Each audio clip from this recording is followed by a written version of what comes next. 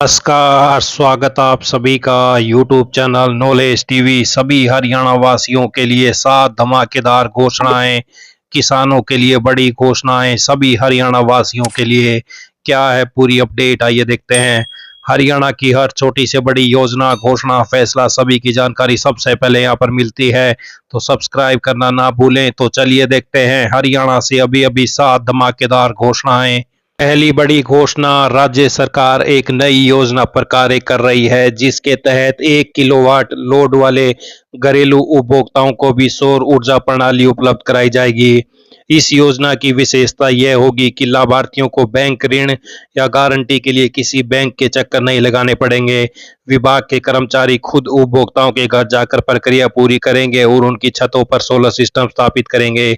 इसके बाद ऐसे उपभोक्ताओं का बिजली बिल लगभग शून्य हो जाएगा। हरियाणा में 1 किलोवाट तक के लोड वाले 7 लाख से अधिक उपभोक्ता हैं जिन्हें इस योजना का लाभ मिल सकता है।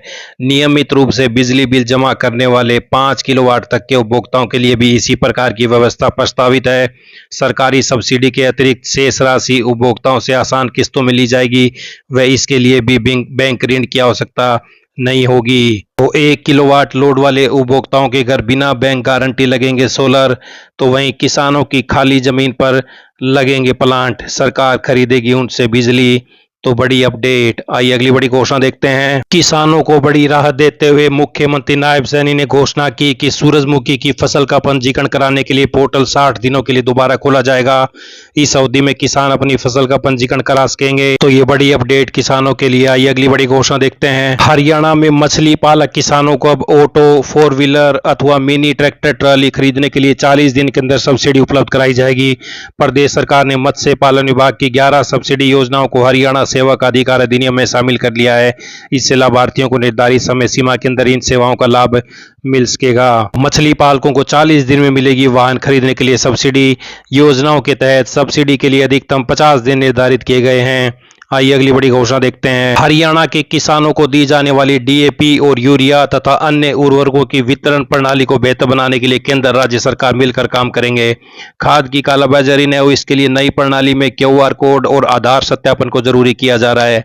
हरियाणा में यह योजना उत्तर प्रदेश से सटे यमुनानगर तथा राजस्थान से सटे रेवाड़ी और महेंद्रगढ़ में पायलट प्रोजेक्ट के रूप में शुरू की जा रही है।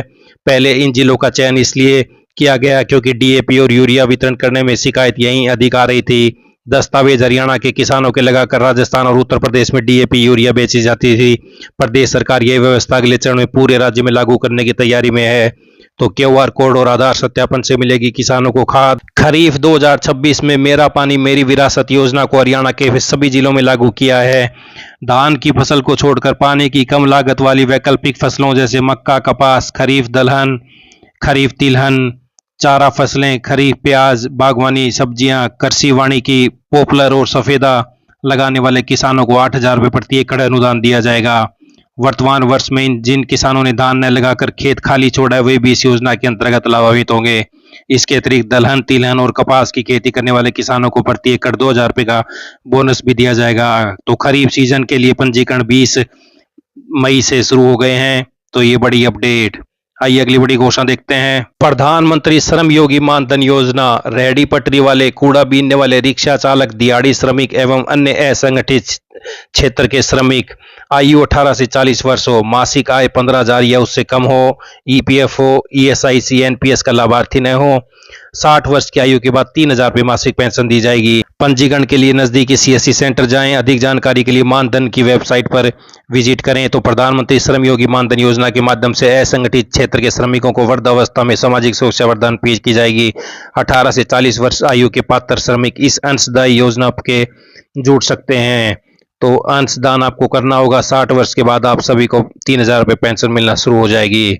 आइए अगली बड़ी घोषणा देखते हैं। 2,738 करोड़ सतत बागवानी संवर्धन परियोजना शुरू कर दी गई है। कोल्ड चेन नेटवर्क मजबूत होगा, फल व सब्जियां नहीं होंगी खराब। इसके लिए 402 पैक हाउस और 4 लीड पैक हाउस बनेंगे। 400 बागवानी क्लस्टर और 500 उत्पादक समूह को किया जाएगा मजबूत। तो ये बड़ा फैसला हरियाणा मुख्यमंत्री। ये सभी किसानों के लिए बड़ी खबरें, घोषणा, आदेश, ऐलान, पल पल की अपडेट मिलती रहेगी। चैनल को सब्सक्राइब जरूर कर लें। बहुत बहुत धन्यवाद।